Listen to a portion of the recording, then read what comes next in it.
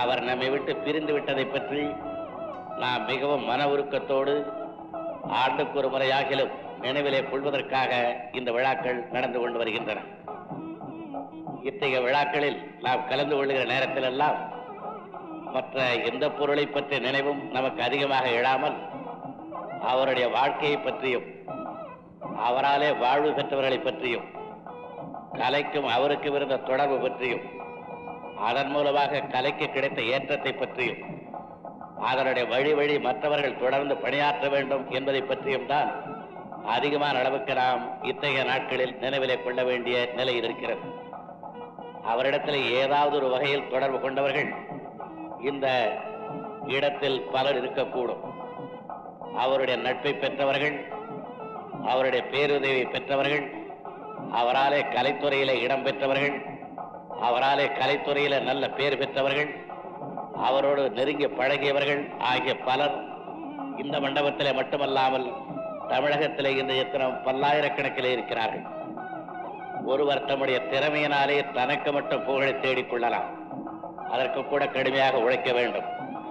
ஆனால் கலைவாணர் அவர்கள் தமக்கு புகழ் தேடிக்கொண்டது மட்டுமல்ல, தம்மை பின்பற்றி கலைத்துறையிலே பணியாற்றி அவரவர்களும் நல்ல புகழ் எய்தத்தக்க விதத்தில் ஒரு தனி துறையை அவர்கள் அமைத்துக் கொடுத்தார்கள். அதற்கு முன்னாலே நகைச்சுவை நடிகர்கள் என்பது பொதுவாக முதலிலே ராஜபார்க்கிலே ஆரம்பமாகி தொண்டையெல்லாம் கெட்டுப்போன பிறகு 10 தடவை கீழே விழுந்து எழுந்து அதை பார்த்து மக்கள் சிரிக்க ஆரம்பித்ததும் அதையே வேடமாக்கி கொண்டதுதான் ஆதி நாட்களில் இருந்த நகைச்சுவை பாத்திரங்கள். ஆனால் நகைச்சுவை பாத்திரம் என்பது சில கருத்துக்களை மக்கள் மனதிலே எளிய முறையில் இனிய முறையில் புகுத்துவதற்காக இருக்கின்ற நல்லதொரு வாய்ப்பு என்பதை கலைவாணர் அவர்கள்தான் தமிழகத்தினுடைய நாடக மேடைகளிலேயும் தமிழகத்தினுடைய படத்துறையிலேயும் மிக நல்ல முறையிலே அவர்கள் இணைத்தார்கள்.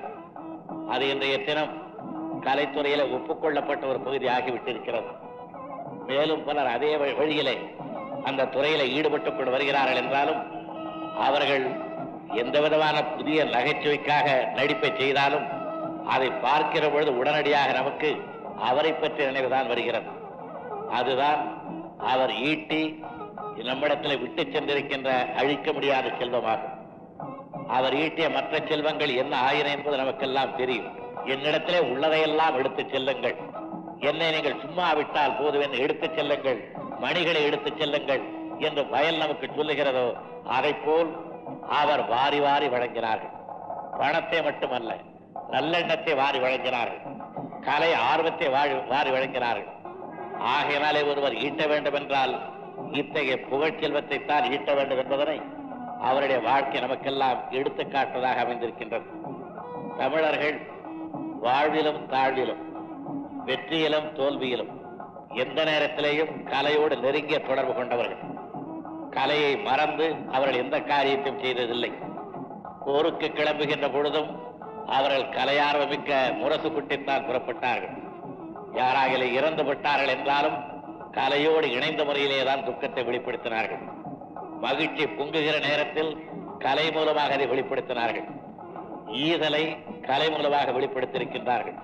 சுருங்க சொல்வதானால் பண்பாடு முழுவதையும் கலையின் மூலமாக எடுத்து காட்டியவர்கள் தமிழ் பெருங்குடி மக்கள் ஆவார்கள். அவர்களுடைய கலைத்திறனை முழு வடிவத்திலேயும் நேர்த்தியான நிலையிலேயும் பிறர் பார்த்து பாராட்டத்தக்க வகையிலேயும் அதைவிட முக்கியமாக மற்றவர்கள் கண்டு பின்பற்றத்தக்க வகையிலேயும் தமிழகத்திற்கு அளித்துச் சென்றவர் கலைவாணர்கள் ஆவார்கள்.